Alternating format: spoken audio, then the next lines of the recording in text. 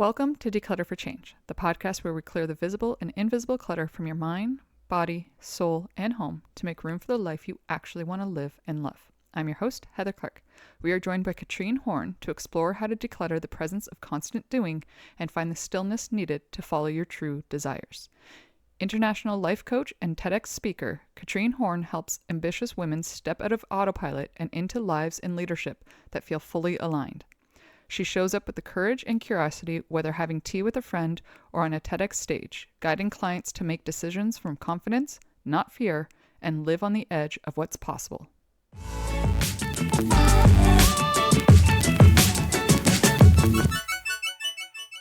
Hello, Katrine. How are you today? I'm extremely well. Thank you very much, Heather. And thank you for having me. Of course.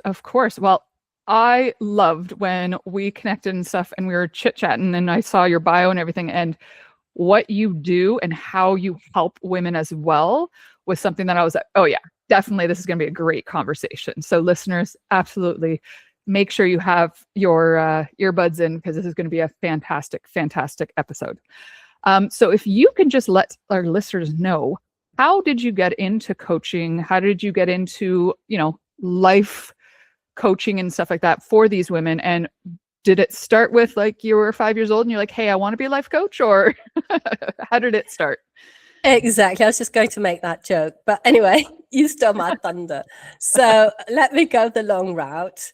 Of course, I didn't grow up thinking I wanted to be a life coach. Really, I wanted to be an architect. But then I was told, well, do you know what? Architects, really, they just design schools and elderly people's homes. And that didn't really take my fancy because I wanted to design mansions, right? Yep. So I thought, okay, I can't do that. Then I wanted to be a vet. Oh, no, you can't do that. And everything I came up with, I wanted to be an interpreter. And no, you can't do that. You have to go and study in Switzerland. It costs a fortune. Don't do that. And everything I came up with, I just couldn't do, people told me. So I thought, well, let me do the craziest of things. Let me emigrate from my native Denmark over to the UK and go to music college in London and play the harp.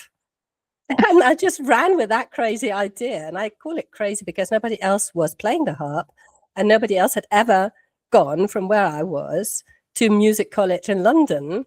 And do you know what? I did it. And then I just thought, wow, I actually just did something everybody told me I couldn't do.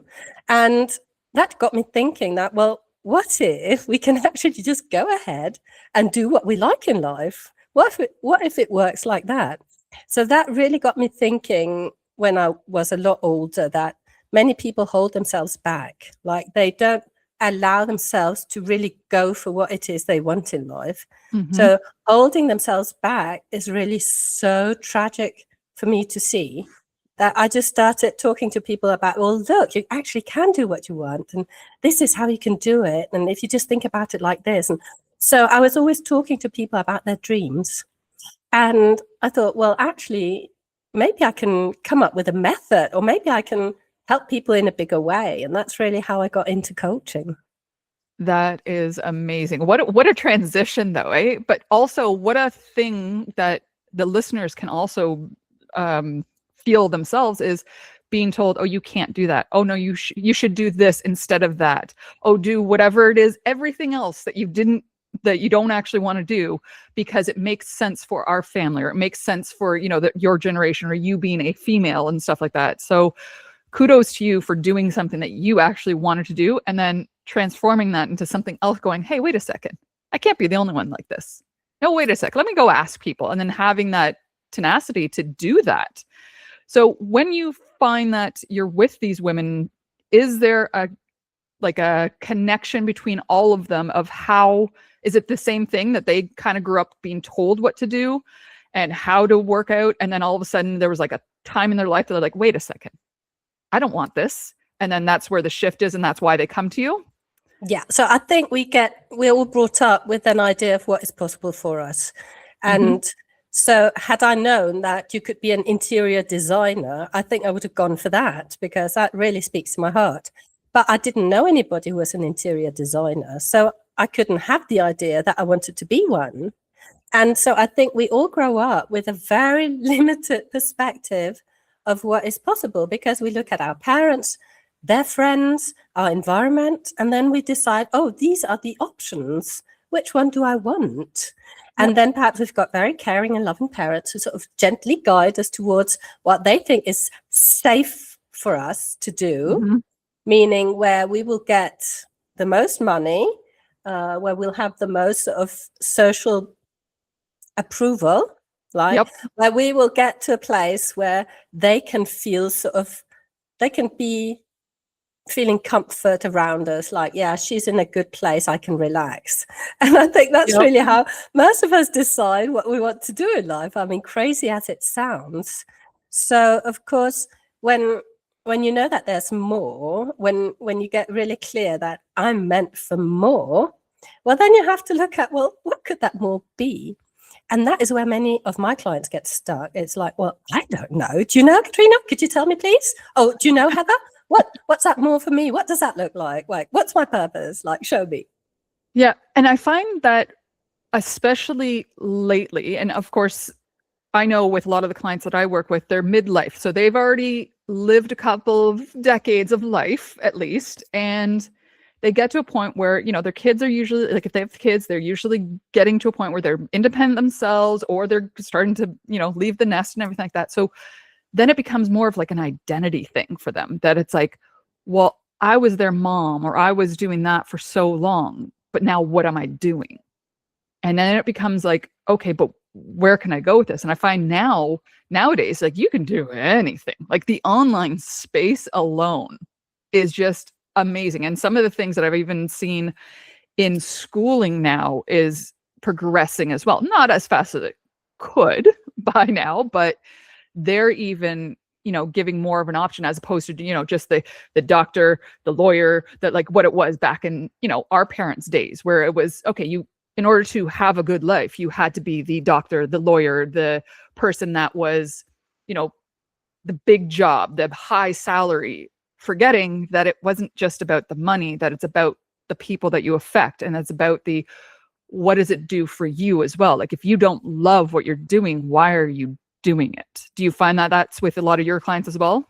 Exactly. But then I also find that, what was I going to say? That it's not only, why am I doing something I don't love? Some of us are searching for the easy life, believing that, well, that is actually sitting with a drink in my hand next to a swimming pool.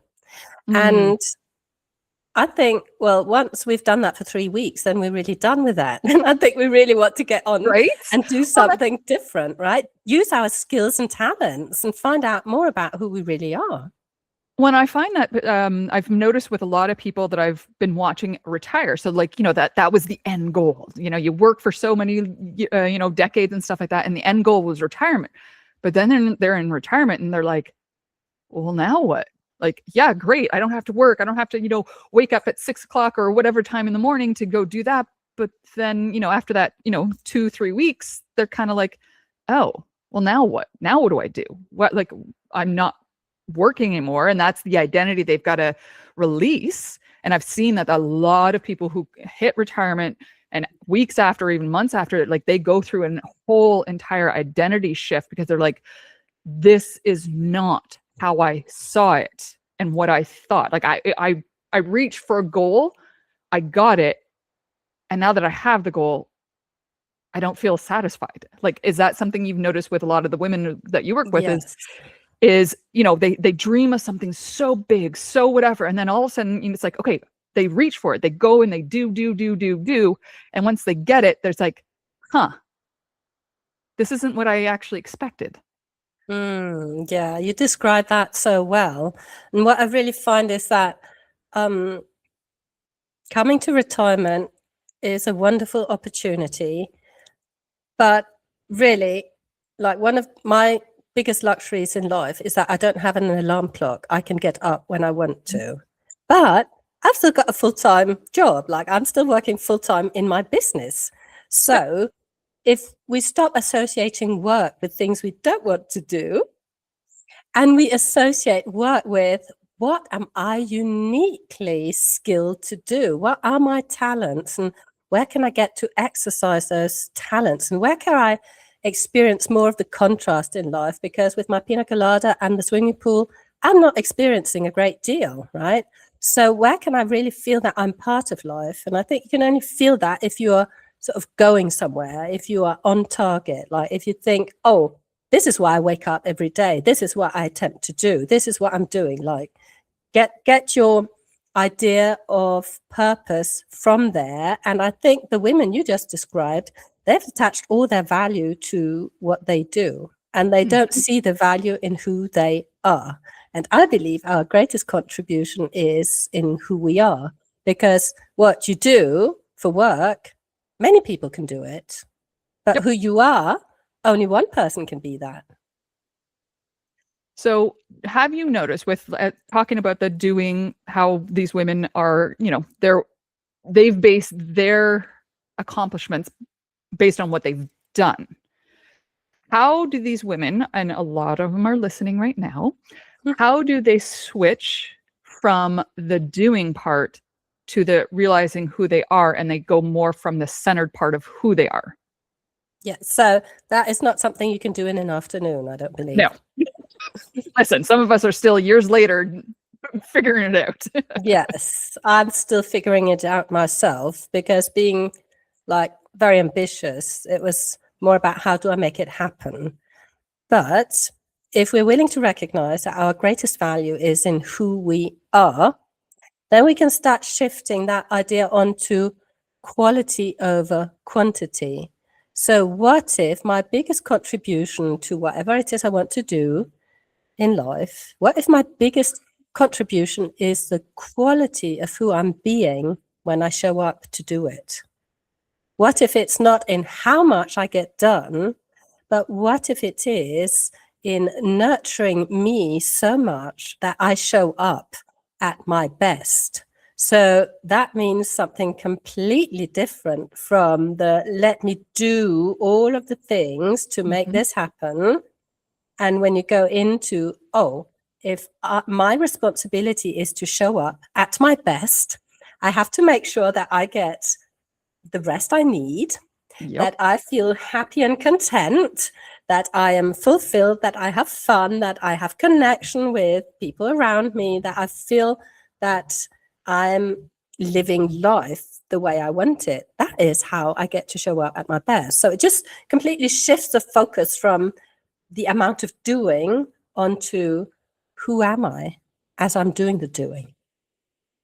And I find that when women switch from that doing to being, because that's basically what it is, they attract more of who's actually more aligned to them, as opposed to those who want to suck their energy. Like that's what I found. Like when you match up with somebody that is just in their element, they're just loving life, they love what they do, they love helping, it is so contagious to those around them. So then those people want to do more for their life, like in a very aligned way, like where they're like, oh, so I can still be happy and have a business and have a family, and I can take a break from it and not feel guilty. Because I find that that's a huge, huge one for a lot of the women who grew up, who were taught you got to do, your worth is based on what you do, not who you are. So if you found that as well, where it's the guilt, the feelings of not enoughness when they go do something that they want to do, as opposed to what they were told to do. I think we get derailed by the fact that we don't know who we are, so we can't see our value. So really, if you want to switch from the doing into the being, you have to know who you are, don't you? I mean, you can't sort of fake it till you make it. Why don't you just sit down and get really crystal clear on who it is that you want to be, and then find out exactly what that looks like, and then start becoming or being more of her, and then see what happens. And what you just said is so true. You actually don't attract people into your life by you doing a lot, or by the words that come out of your mouth, or anything that you are sort of performing in the world. You connect with people through your state of being. And to illustrate that, you can just think of your favorite actor or actress, and think about, oh, why do I like them? And it's not because they say this or because they perform that. It's more about, well, who are they really being all the time? And it's just to notice that so much of the communication that we can't really put our finger on is happening sort of in very subtle ways that we can't quite pinpoint. So we focus on the words that come out of people's mouth, out of our own mouths, and we focus on the actions we take, because that is something we can look at and analyze. And all the rest, which is like most of it, we don't feel comfortable with owning, or we don't feel comfortable with noticing in other people, because we can't really justify it, we can't quantify it, we can't explain it. Does that make sense?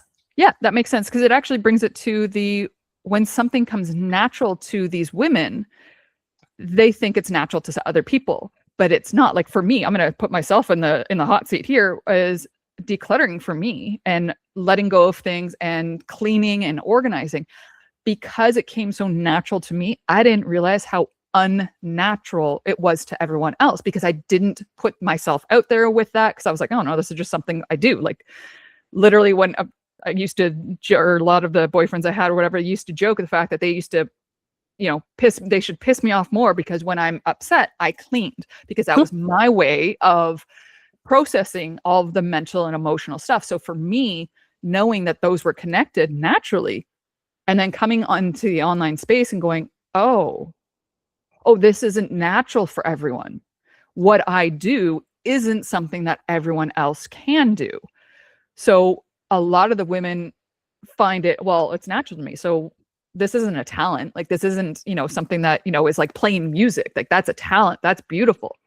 But being able to, like you do, see and talk to these women and go, okay, no, here's where your dream is. And let's like close that gap, because this is where you are right now. And this is where you tell me you want to be. Let's close that gap. That comes more natural to you than it does to them, because they are overthinking, they are overdoing. So how do you take them from that, overthinking, overdoing part and go, okay, let's bring it back here. And let's go from this step to get you where you want. Yeah, I love how you put that. And you are such a shining example of taking what you're good at and making a business of it. Because that came by accident, just letting you know. Yeah. But if we could all just do that and trust it, like we have got this special talent. It might not look like anything to us, but what if we just followed it? So what I do with my clients is that if they don't know what their talents are, if they don't know what they're here to do, if they've got no clue and they don't know what they want, they just don't want what they've got, well, then we just really follow our desires. And I believe that our desires know the way. And by that, I mean, they know the way to our fulfillment and to our biggest dreams. So if we keep following them, we know that we are on track. So if one of our listeners is one of these people who says, well, I know that I don't want what I'm living right now, but really, I don't know much about what I want to do, and I don't know how to do it, and blah, blah, blah. Well, first of all, we must calm down your nervous system. As long as you're worked up around it, as long as you're feeling the stress, you are just not compatible to feeling your desires in any way, shape, or form, because you're just in survival. You're just getting on with it. So really, your first step is to calm down your nervous system so much that you move yourself into thriving, because from there, you can see so much more of yourself and of what is possible. And so that's the first step, really, to get yourself into a place where you can enjoy yourself more and start feeling safe, start feeling on track, and allow yourself to dream from there. And then it's really just following all of those desires. If I can just illustrate that with something from my own life, because I've got a cushy life, haven't I? Like, I've got my dream business. I'm married to my dream man. I live in my dream home. I mean, what is wrong here? There's absolutely nothing wrong. Yet, I know there's more.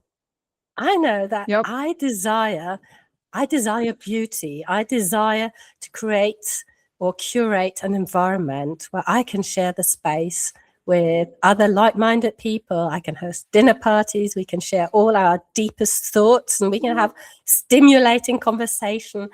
I want that. I really, really want that.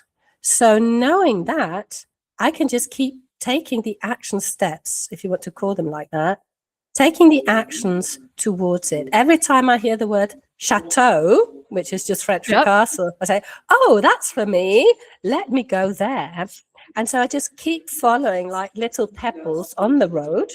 I just keep following them over to my dream. I don't know exactly what it's going to be like. I don't know when it's going to happen. I don't know how it's going to happen. But I just keep following. I keep following beauty. I keep following simplicity.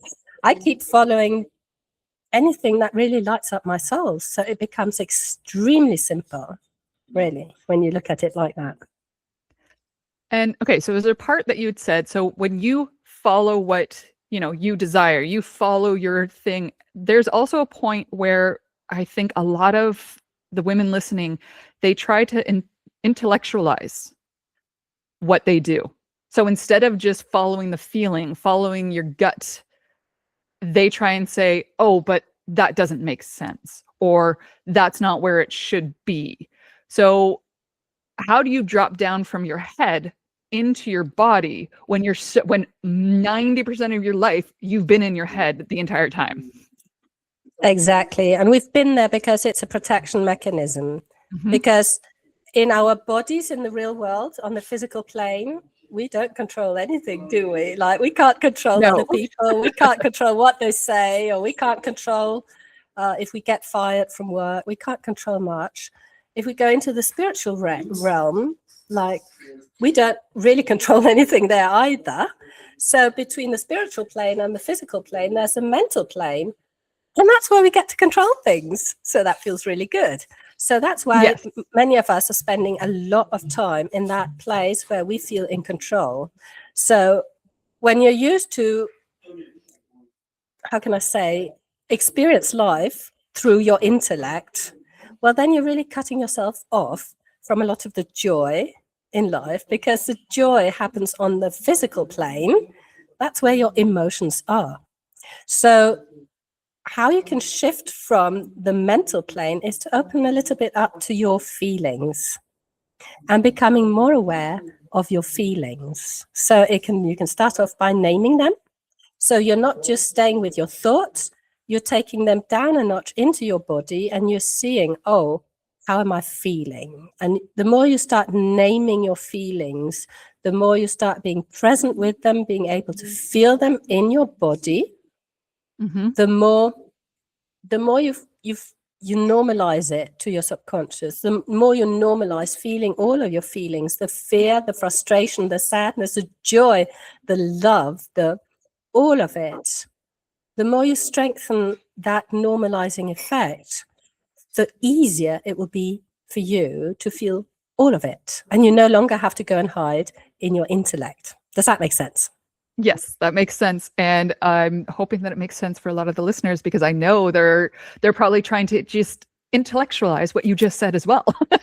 Because a lot of what I find is hard for the listeners and those who are very high achieving, so used to the doing, is the fact that when you're listening to your feelings, when you're doing that, you have to slow down. And a lot of women are not used to taking the time and slowing down, because they find that that's the uncomfortableness, because they've never done it. Because when you're in constant do, you're in constant motion. You don't have time to overthink. You don't have time to do that. You're just in do motion. So when these women are slowing down, they have to sit with that uncomfortable feeling, and then they try and intellectualize that feeling itself. So it's a constant back and forth. It's almost like ping pong. It's like, I'm in my head, but I got to get out of my head. I'm in my body, but it makes me feel uncomfortable. So doing that, it's the slow down. And have you noticed that with a lot of the women that you've worked with? It's that slow down uncomfortable feeling, that's really where they do find the true essence of where they need to go. That's really the heart of my work. It's helping them accept that they will feel uncomfortable, and that is part of life. Yep. But once they've got a method really for feeling their emotions or feelings, once they've got a method for doing that, it becomes a lot easier because they can just go through the steps. So they just follow the process. They're with their feelings. It's being normalized in their bodies. They know what to do with the feelings. So they're doing something, right? Because I set them on a task, this process. When they run the process, they are sort of doing something, but really what they're doing, most of all, is feeling the feelings. And of course, you are so right. The first step is to slow down, and that is so comfortable because I can't slow down, Katrina. You don't realize I can't slow down because I've got to do this, I've got to do that, and then I must do this, and I'm behind on that. Yes. Yeah. And now I find that a lot of them, when they do slow down, it's even like just to take a deeper breath is such a difference for them, because they're always shallow breathing. They're always constantly like, they're, like you said, the nervous system earlier, like it's changing that so that the entire body can change. And it can be like, oh, taking that extra 30 seconds to take that nice deep breath that the body actually needs. Just let you know, listeners, your body needs that oxygen. But having that feeling of, oh, I do need to slow down in order to get to the idea of thinking, because again, we are going to bring the brain into this. You have to think about what you want. You have to think about, what truly, you desire. But you then also have to feel into it. Is it what I want, or is it what I've been told I should have and do? Yes, you are so spot on here. But if you think about it like vertically, you can think about if I've got a desire, then it's coming from somewhere else than my thoughts, because it's a desire. I'm both feeling it and thinking it. So it's really from my awareness that I'm feeling a desire. I've got the idea of a desire. So it's coming from somewhere that is neither my thoughts nor my feelings. So if I take that desire down into my mind, well, then I can get specific about it. As you say, I can put my intellect onto it. I can problem solve. I can understand. I can do a lot of things with it. And that is really brilliant, because that's how we want to use our brains, isn't it?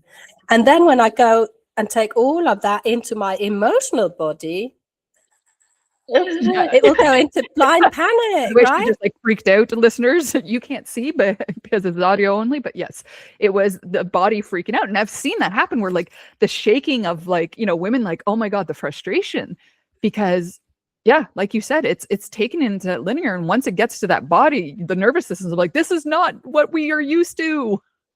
Exactly that, and it will come up with all the feelings that will have us step back. It will bring up the fear, like it's going to bring up everything to stop us doing this thing, because it's just not safe. Like, where will we be, honestly, if Katrina just goes off and buys a chateau and starts hosting dinner parties? We've never done this before. Get a grip.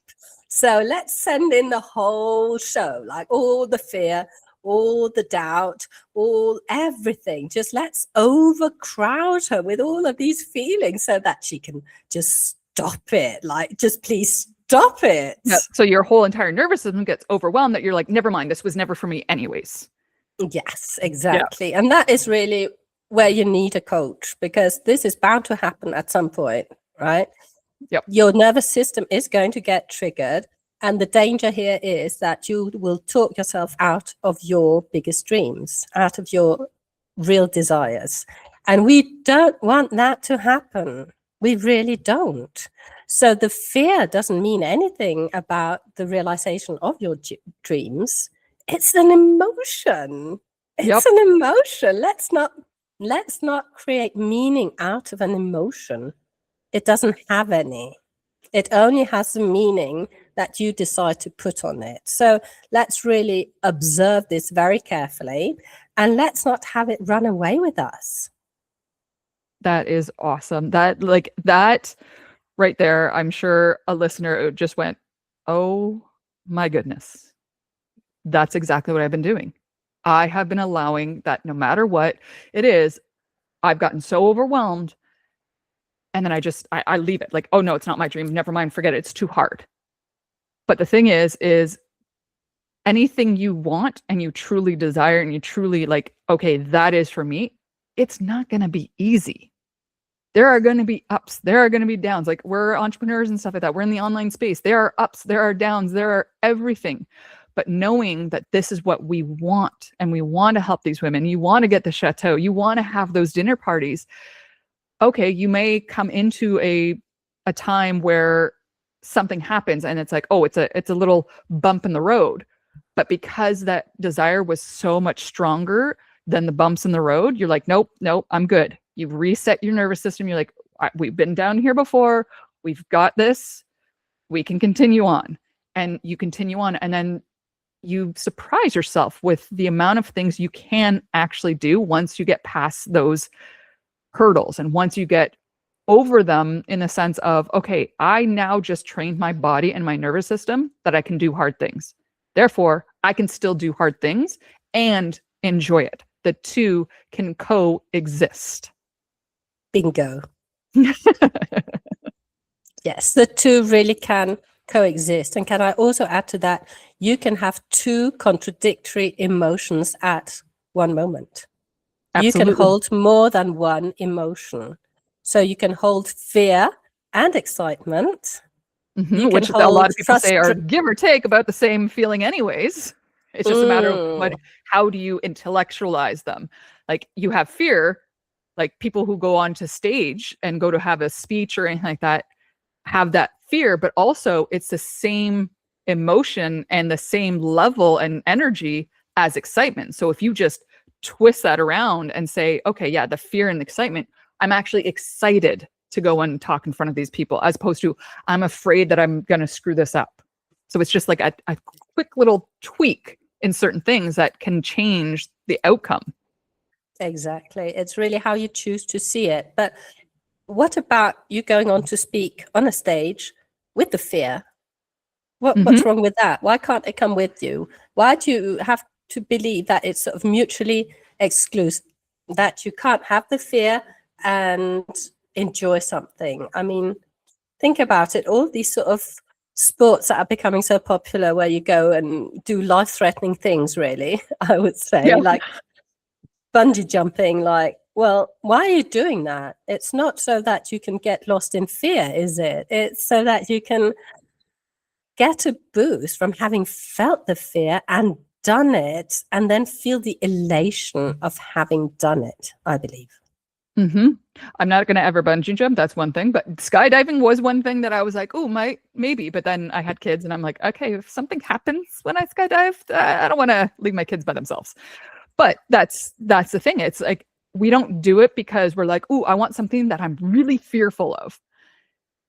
I want to feel the excitement. I want to feel the, like you said, the elation of doing the thing. And then once you do, it's like, ooh, I just taught my body that that's safe, that I can still do that. And I can follow that feeling again in something else, whether it's, like you said, on the stage, you have that fear, but you do this speech, you do whatever, you get the audience clapping, you get them in like such an emotional state, all that stuff. And then you're done your speech and you're just like, I did that. I affected those people in the audience. I affected myself and my body. I taught myself that I can do it. Therefore, I can do it again. And I can even go bigger if I wanted to. Exactly. There's always more. But what I also like to contemplate is I go and speak on the stage in front of all these people. And even if I fail, I'm perfectly safe. Yep. Even if nobody applauds, even if nobody wants to speak to me, I am perfectly safe, which is the truth, really. Yes. It's just about the meaning we put on the failure. if we term it failure or if we term it anything else, it's really just about the mind games we play on ourselves. And that's why I think it's so important to have a coach when you're attempting big things, because you will be playing those mind games with yourself, and you will be putting meaning on things without having considered it fully. And so it's really so important to have that mirror in front of you who can throw back the things that you are thinking, and so that you can start questioning them. Oh, is this a helpful thought to be having as I'm doing this speech? Or would I want to swap it out for a different one?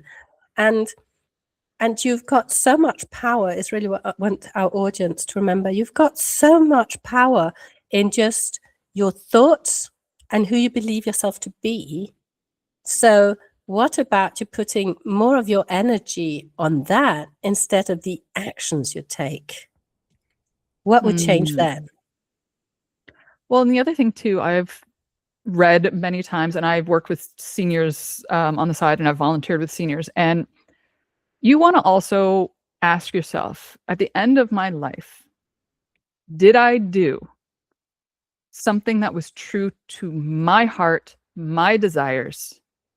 Or did I do and I lived my life because of somebody else's expectations of me? Like, that has always hit me huge, because I've had, like, last year, actually just this past week, I had 2 senior clients pass away, and they lived great lives. They lived, you know, et cetera. And their partners or their family that was left over, they're like, no, they lived a life true to them. They lived, you know, who they were. Like, if there was a picture here or a picture there, it was like, yeah, they lived, like, that's who we remember, and that's who she or he always lived.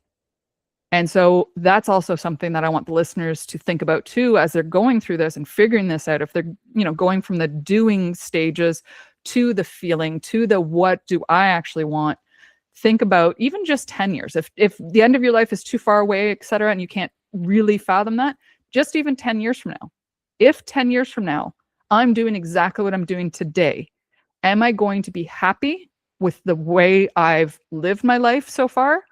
Or am I going to still want a change then? Now, of course, obviously, we always go through changes throughout life, but in the big picture of things, like you were doing the harp and stuff like that. Is that something, if you were 10 years still doing it, or you moved into the life coaching and you're like, no, this fulfills me. What I do now is so much more fulfilling, and I have such a life that is so fulfilling that I want other women to feel this as well. Like, what a huge, huge thing to, like, think about. And do you use that kind of analogy with your clients as well, in the sense of, okay, yeah, it's not just today we're thinking about, it's the future you. Of course, it's a legacy, but I've got really 2 comments to add to what you just so beautifully said. And what I'd invite our audience to think about is also, we think so much about, oh, what is the cost of doing this? Oh, I will have to give up this. I will have to go and do that, and I will blah, blah, blah. We think about what it's costing us, but we never think about, well, what is it costing me not to do it? What is it costing me not to follow my dreams? What is it costing me not to go for what I really want in life? What is the cost of that? And I think the cost of that is regret, because at the end of our lives, when we lie down to die, if we're still conscious, we want to, I think we pass our lives in review. I see many people do that. And most people don't regret having done something. They regret not having done something. Yes.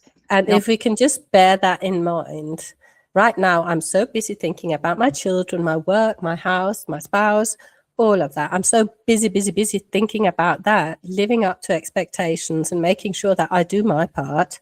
Fabulous. You've got a medal. Thank you very much. And then what? Yeah. When you lie down to die, is this what you want to be remembered for? She did her duty. Oh, she got all the washing done. Yeah, that was super. Thank you. Exactly. Yep. Nope. She never had a dirty counter. She always, like, that's not the legacy, as you called it, that you're wanting to pass down. It's, and it's, oh, if you've got, if you've got children, it's certainly not what you want to model to them, because so many parents say, oh, I'm just making sure that my daughter can dream big, and I want only the best for her, and she must go to the best school and ride a pony and all of the things. Like, I'm making sure of that. But if the price of that is that you work yourself to death, that you never get to enjoy what you enjoy, and that you never take good care of yourself, then all of that is wasted, because your daughter is going to reproduce exactly what you've been doing, because children don't learn by what we teach them.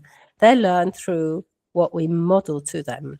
So knowing that what you're doing right now as a parent, your children are going to reproduce. Is that what you want? Thank you very much. Yep. And that's huge for a lot of the listeners, just seeing that, because I know I've seen my children model when they were little and stuff like that, especially because they're very, like, they're sponges. They just, anything you say, anything you do, the way you act, the way you know, even I remember there was a few times where, like, I would hear, like, you know, just the sound effects that you would do, like when you're frustrated, like the kind of thing, like the really big, deep, like, oh, I'm frustrated. Oh yeah. Didn't I hear that from the little ones? Like, didn't I hear that? I'm like, oh, I gotta watch what I'm doing. Oh, I've got little ears and eyes and, you know, emotions that they're absorbing from me. So what can I do? Well, I can change what I'm doing. I was in a stressful management job. I was like constantly working crazy hours and stuff. So I was like, no, something had to change. I didn't know what it looked like. I didn't know how. And that, I think that's what a lot of the listeners do, is that they want to know all of the steps before they even take the first one.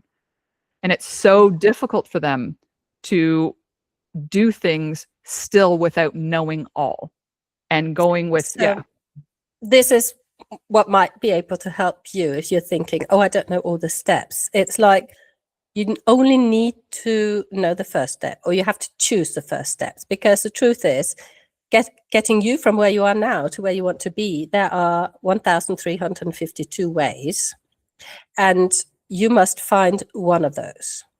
Yep. So all you've got to do is choose your first step, and you can follow your desires to choose that first step. Now, from the first step, once you've taken it, there will be new possibilities that you could not have foreseen before you took the first step. All these possibilities are hidden and unknown to you because you haven't taken the first step. Yep. So once you've taken the first step, you can then choose your second step. And there you can choose your third step, etc. You can just keep following your desires all the way. And the more you insist on having like a foolproof plan, the more you will always stay exactly where it is you are, because there is no guaranteed way, because you are the guarantee for the way.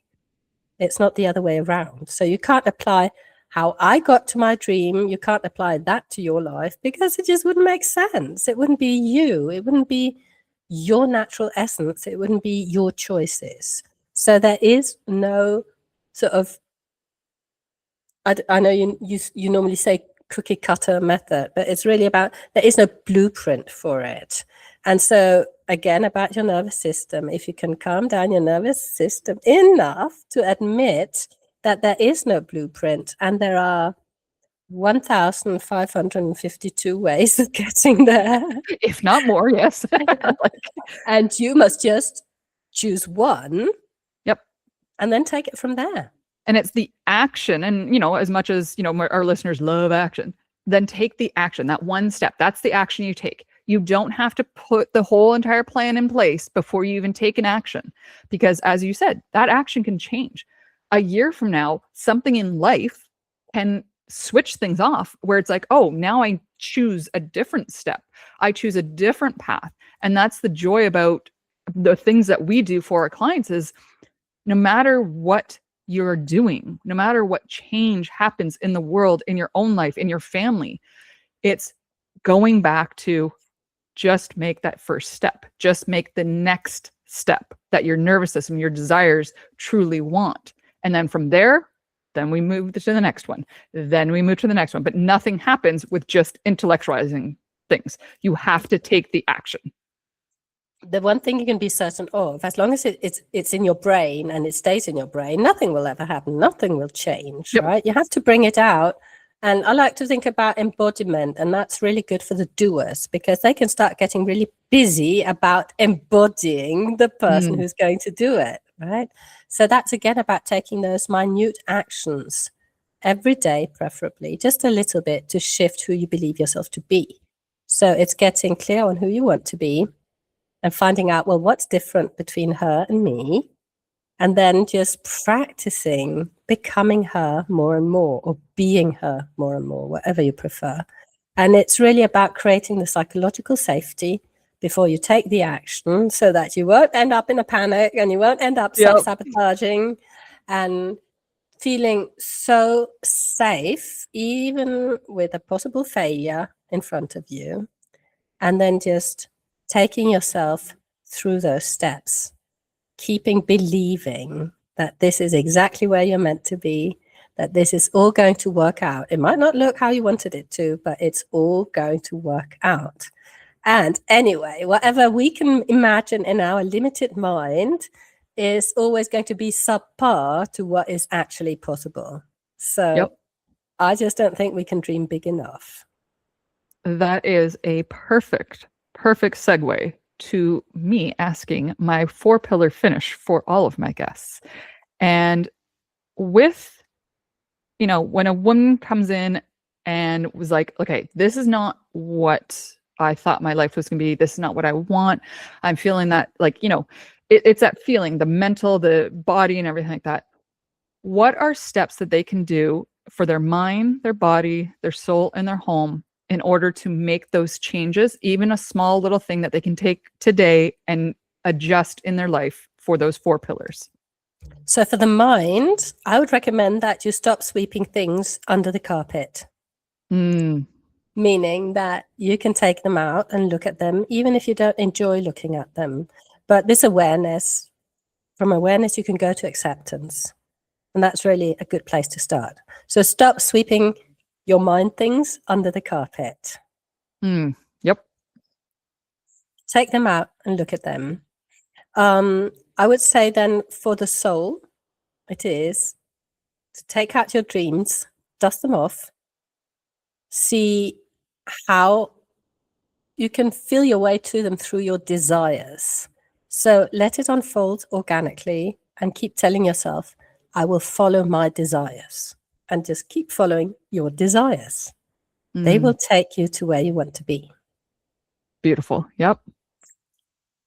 For the home, I like simplicity. I like order. I believe that as within, so without. So if you're sitting in a cluttered environment, just know that this is a direct reflection of your mind. So what can I tidy up today? It could just be clearing your desk of 3 papers, putting them in folders or throwing them away. Can be ever so tiny. But really, when you get into the idea that all the clutter I can see has got its twin in my brain. I love the way you just put that. Just get rid of it. Let me start tidying up. Beautiful, and beautiful. For your body, I would recommend, I studied nutrition too. So I would recommend that you keep your body as clean as possible. And that just means eat less processed food. I think our body works best on natural materials. If you want you to function at your best, well, give your body a chance and cut down on processed foods. Beautiful, beautiful. And I know there's a lot of listeners that do need to hear that, because there's a lot of, and it's, the thing is when they're in the do, the process, the fast food, the whatever is convenient.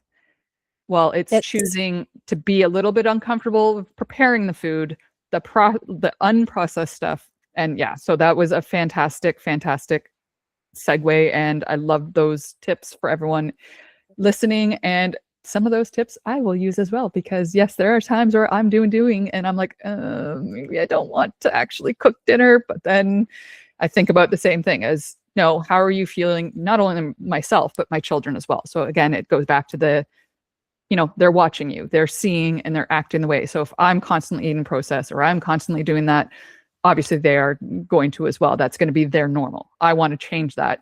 Obviously we eat pretty clean normally, but yes, I am guilty for having a few processed things here and there. Yeah, but let's not go into the all or nothing thinking, right? Yeah. It's my body can absolutely cope with a little amount of processed food. It's perfectly designed to eliminate all of that. It's just when we cram it with too much, that's where the problem arises, isn't it? So let's not think, oh, I must never, ever again eat McDonald's. It's just like, let me not have it every day. Yes. Kind of okay. That I definitely don't do. And I actually don't even eat McDonald's. But I was like, I actually don't remember the last time I did have that. So, but yeah, no, these are fantastic tips. And is there anything else that you would like to leave as words of wisdom to the listeners at all? Just something that you just like, you know what, we didn't get a chance to talk about this. Let's do that.